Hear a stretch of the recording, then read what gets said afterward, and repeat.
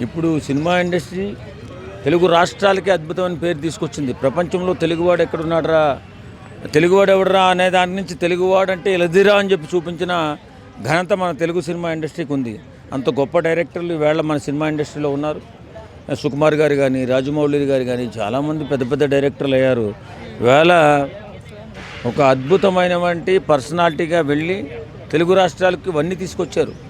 అలాంటి గొప్ప తరుణంలో ఫ్యాన్స్ మధ్య గొడవలాగా మాట్లాడుకోవడం కరెక్ట్ కాదు. కానీ ఏ పాత్రకైనా ఇద్దరు కూడా సమఉజ్జీలే కాబట్టి చక్కగా సరిపోతారు. కాకపోతే పాత్రపరంగా మనం ఆలోచించినప్పుడు రాముడు పాత్రలో మహేష్ బాబు చాలా అందంగా ఉంటాడు. కృష్ణుడి పాత్రలో ఆ చిలిపితనం, ఆ కొంటితనం కావాలంటే మన ఎన్టీఆర్ గారు బాగా చేయగలుగుతాడు. ఖచ్చితంగా మన ఊహ, మన తెలుగువాడి ప్రతిభ ఈ పాత్ర ఎన్నికలోనే కనబడుతుంది.